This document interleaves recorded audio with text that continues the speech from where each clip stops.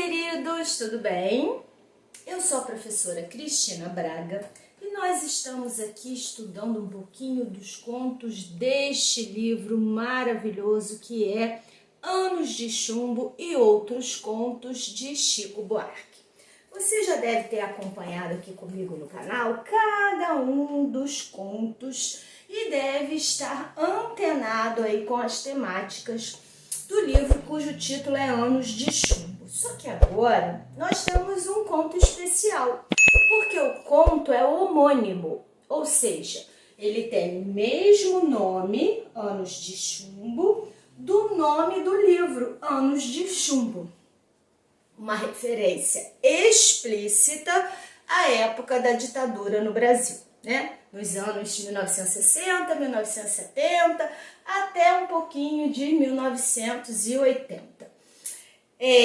Como já disse várias vezes, é uma temática necessária, atual, relevante, pertinente, porque há muitas pessoas que insistem em dizer que esse período não existiu no Brasil, que não houve a censura, a tortura, o cerceamento dos direitos e tudo mais. Então, Chico Buarque traz à tona essa temática para que ela seja discutida agora na década de 20 do século 21. Então, vamos lá? Vamos conhecer um pouquinho? O conto tem 11 páginas, o narrador é em primeira pessoa, é uma criança, é um menino. Não sabemos a idade nem o nome, mas sabemos que é um menino que gosta de brincar com soldadinhos de chumbo. É um menino que tem muita afinidade com combates, batalhas, guerras, tem um conhecimento profundo sobre datas históricas em que essas batalhas ocorrem. E esse menino, ele mora num apartamento com seus pais. Sabemos que a mãe cuida muito dele, é muito protetora, e o pai é militar. O pai dele é capitão. Conhecemos também uma outra família, porque o menino narrador, ele tem um amiguinho.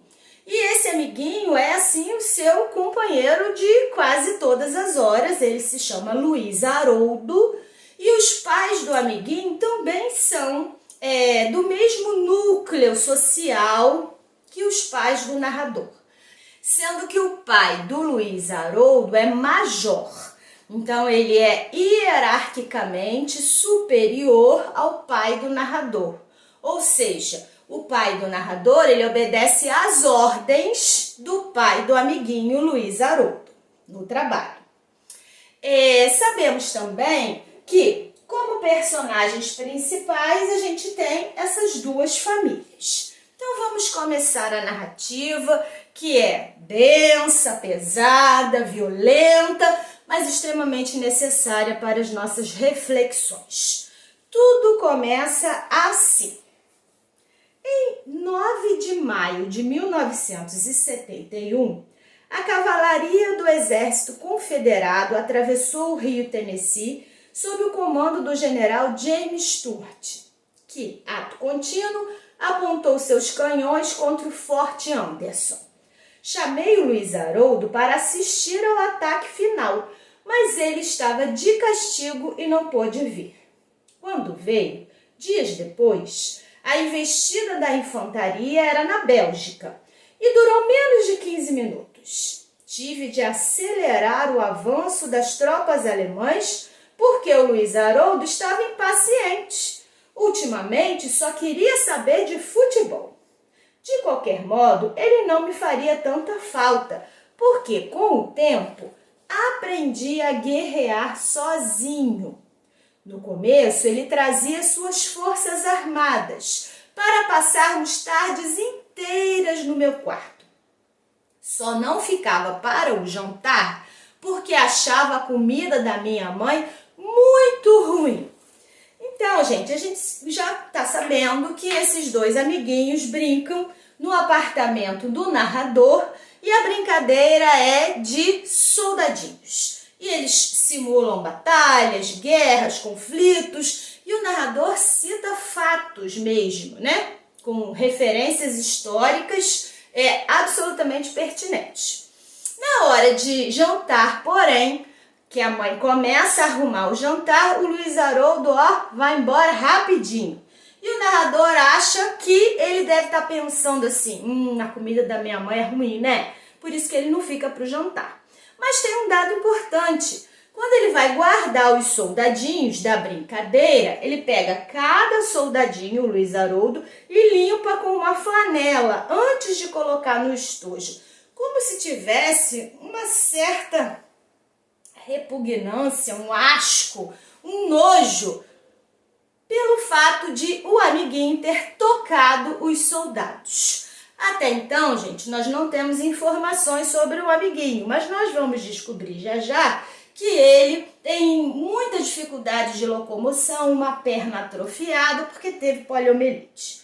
Então, o Luiz Haroldo limpa tudo e guarda no estojo. Só que o narrador, dessa vez, esconde um soldadinho. Ele escolhe um tenente da legião estrangeira e coloca embaixo do travesseiro. O Luiz Haroldo não percebe que estava faltando um soldadinho e vai embora para casa. O narrador ainda diz, eu só queria que ele passasse a noite comigo. Só que essa cena, ela vai se repetir.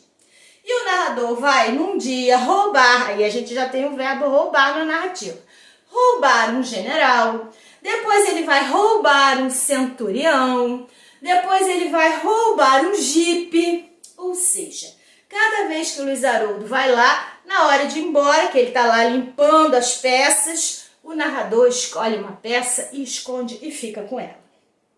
Só que essa festa não vai durar, né? Porque a mãe, arrumando o quarto do narrador, vai encontrar aquelas peças todas embaixo da cama, vai dar uma bronca no narrador e vai contar pro pai capitão. Vocês não acreditam na reação do pai. Vamos conferir aqui? Acompanhem comigo. Talvez, por estar num mau dia, ela foi me delatar ao meu pai. Logo ela, que em brigas de casal, volta e meia o chamava de otário. Otário, gente, estranho, né? É que a esposa chama o marido militar de otário. Meu pai se gabava de, em 30 anos de carreira militar, nunca ter se locupletado nenhum cigarro de um subalterno jamais filou. Por isso, ele me arrancou da cama, me xingou de escroque que significa fraudador, trapaceiro, e ladravaz, que significa ladrão, me deu 4 tapas na cara e 2 murros na boca. Me passou uma rasteira na perna boa e me fez cair com o queixo na quina da mesa, fazendo jorrar sangue e me deixando uma cicatriz. Gente, o pai espanca o filho. Não sei se por sugestão da minha mãe ou por sincero arrependimento, no dia seguinte ele me deu de presente uma caixa de cartolina com 6 soldados. Mas eram os bonecos do exército brasileiro, muito mequetrefes, chumbados num pedestal de madeira, um deles tocando corneta, outro batendo continência. Perceberam a extrema violência com a qual esse menino convive dentro de casa? O pai espancou a criança. Tudo bem que ele pegar os soldadinhos estava errado e precisava de uma reprimenda, mas não um espancamento, né, gente?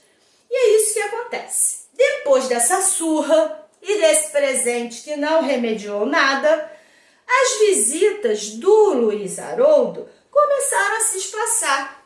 O menino parou de ir lá brincar com o narrador. O menino telefonou várias vezes e o Luiz Haroldo, ele dizia assim, olha, a distância do meu apartamento até o seu é a mesma. Eu posso ir andando, carregando um estojo pesado, cheio de soldadinhos, ou você pode vir andando de mãos vazias. É a mesma distância, se você quiser você vem aqui. E o narrador ainda comenta assim, até parece, né? O Luiz Haroldo, às vezes, ele se faz de bobo. Ele sabe muito bem que a minha mãe não me deixa sair de casa, porque eu preciso usar muletas e ela fica sempre muito preocupada. Vamos acompanhar esse trechinho aqui? Diz assim: minha mãe tinha medo de tudo.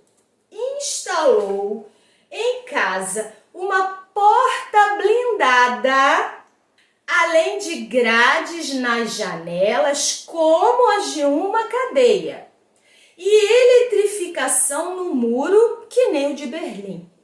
Em frente de casa, me fazia passar vergonha, me dava a mão sem necessidade para eu subir e descer do ônibus escolar. Só permitia que eu saísse sozinho para dar a volta no quarteirão, e assim mesmo me seguia alguns passos atrás.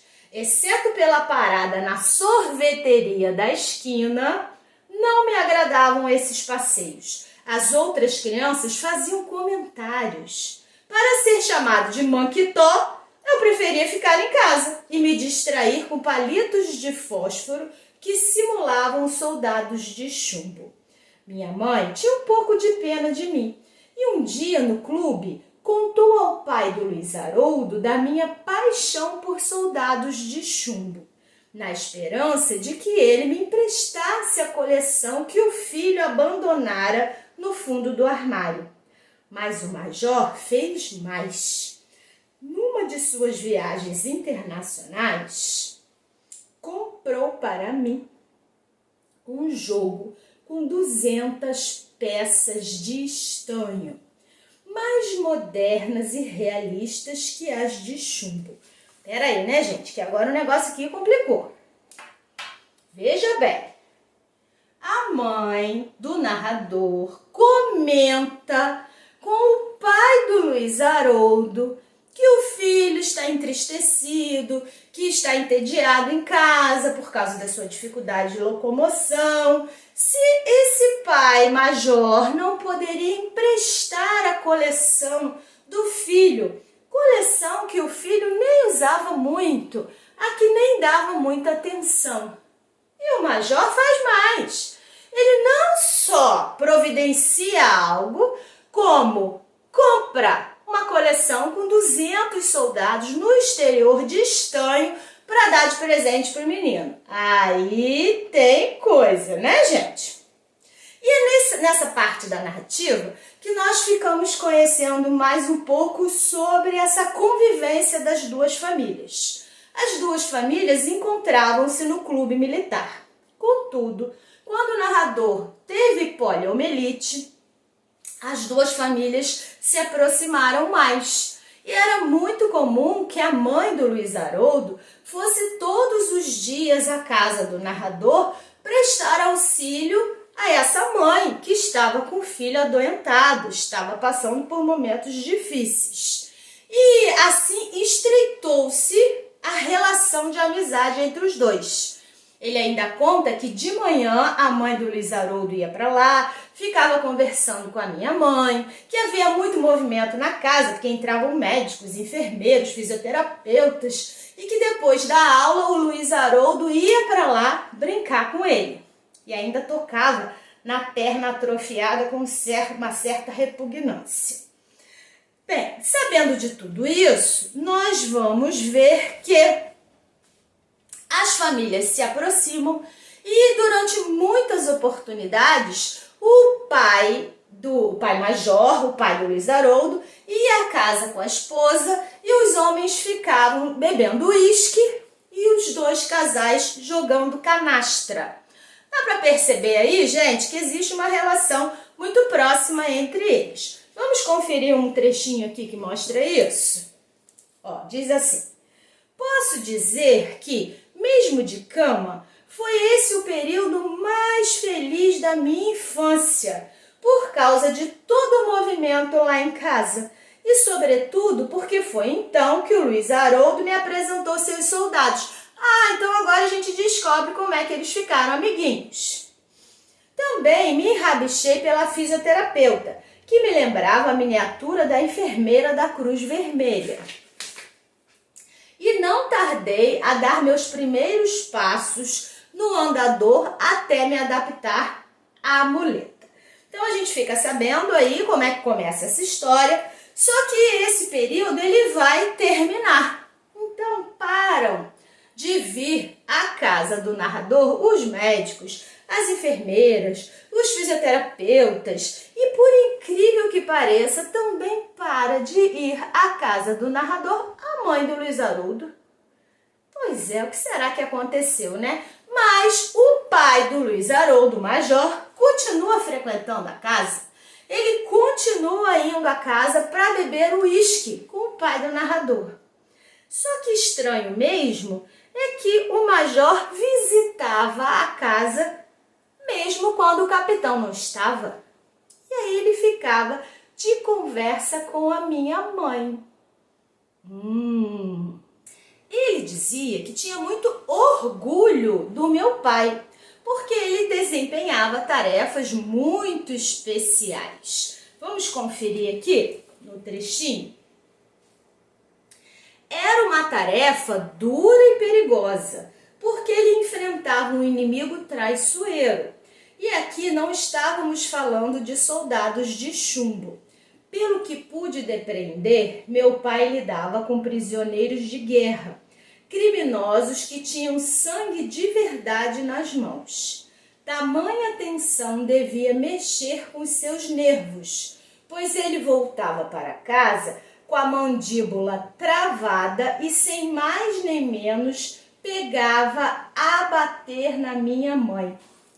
Gente, a gente descobre então que o pai do narrador era um torturador, né? Torturava os prisioneiros na época da ditadura. Chegava a casa, batia na mãe do menino. Olha a situação violenta que esse menino presencia, vivencia.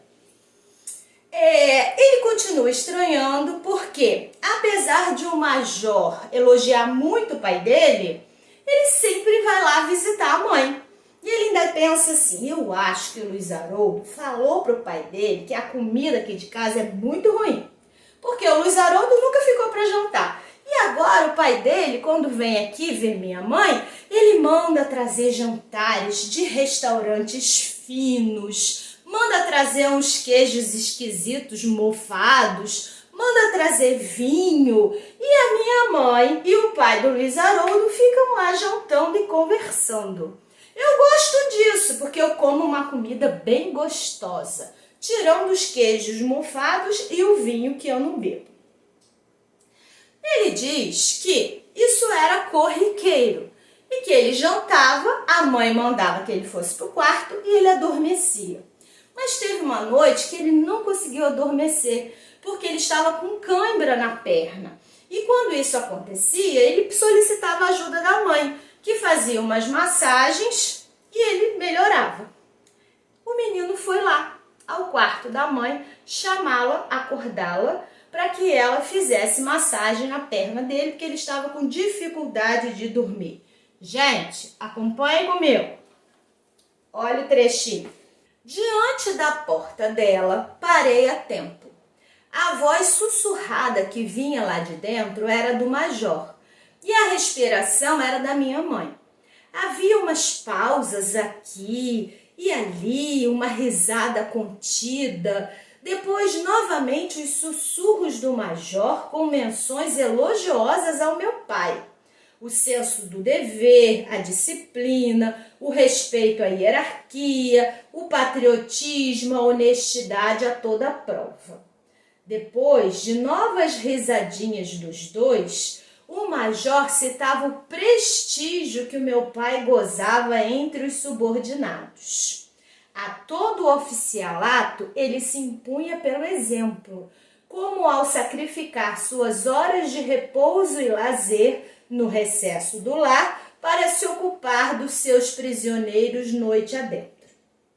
O Major explicava à minha mãe que esses delinquentes, tanto homens quanto mulheres, ficavam horas pendurados numa barra de ferro, mais ou menos como frangos no espeto, e aí ele vai descrever cenas de tortura horrorosas. E a mãe ouvindo isso como se fosse muito natural.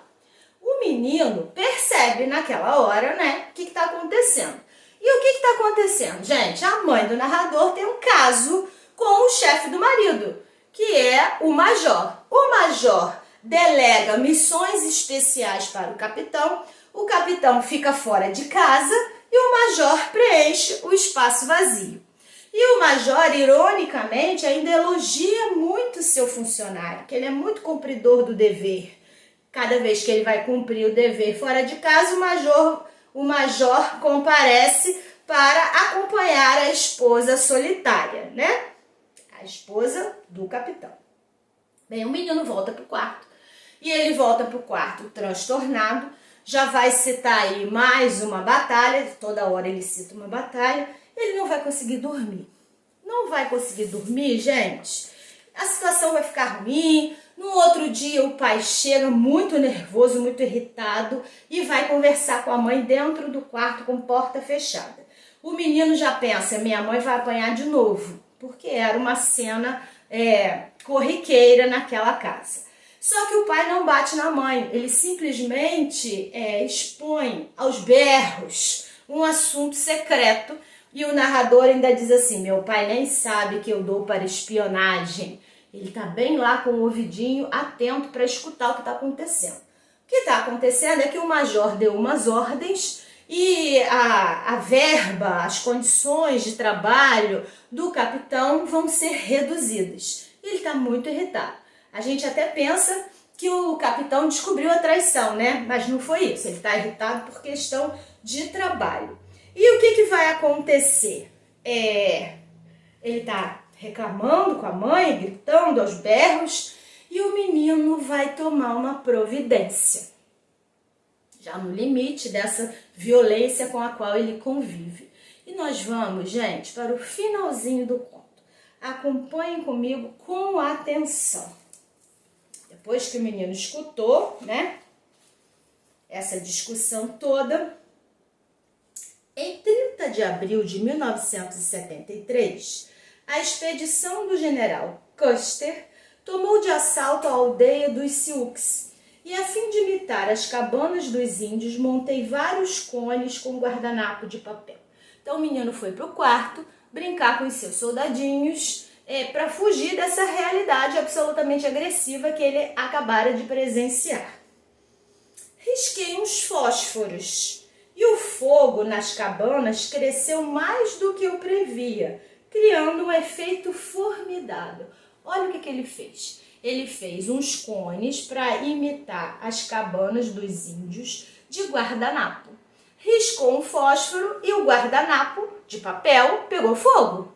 E ele diz aqui, criando um efeito formidável. Só que as chamas pegaram numa franja da colcha e começaram a se alastrar, me obrigando a buscar um cobertor no armário para abafar o fogaréu. O quarto começa a pegar fogo, gente. O cobertor também se inflamou. Meu quarto se encheu de fumaça. E ainda bem que meus pais tinham adormecido, senão eu ia apanhar na certa. Passei correndo pela sala, abri a porta blindada da rua e não sei o que tinha na cabeça quando a tranquei por fora. Pensei em ir à casa do Luiz Haroldo, mas já estava escuro. O trânsito era intenso e tive medo de atravessar a rua. Fui à sorveteria e, chupando um picolé de limão, virei à esquerda e de novo à esquerda, de novo e de novo. E quando completei a volta no quarteirão, minha casa inteira pegava fogo. As labaredas lambiam as cortinas e contra o fundo flamejante da sala de visitas, julgo ter visto a silhueta dos meus pais agarrados nas grades das janelas. Ainda ouvi a sirene dos bombeiros, que ficaram presos no trânsito e chegaram tarde demais. Que final surpreendente é esse, gente? O menino botou fogo na casa. Pode ser que tenha colocado fogo na casa acidentalmente, mas sai sereno.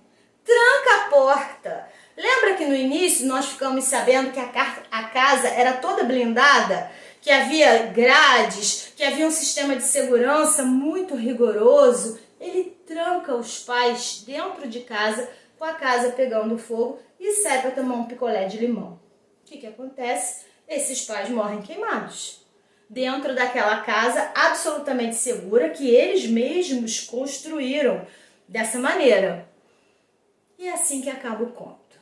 Quanta coisa dá para pensar. Se a criança viveu num ambiente de extrema violência, apanhando, convivendo com o adultério da mãe, sem muita possibilidade de agir, porque a superproteção da mãe não permitia, tinha dificuldade física por ter tido poliomielite e termina com esse ato extremo. Consciente ou inconscientemente, colocou fogo na casa e os pais morreram queimados. Que conto! Quanta coisa a gente tem aí para pensar! Além de toda a descrição da violência na época da ditadura e da tortura. Então, gente, é muito importante que você reflita sobre essas temáticas. Vamos conferir aqui? O conto, então, vai mostrar os efeitos da extrema violência em uma família nos anos de chumbo.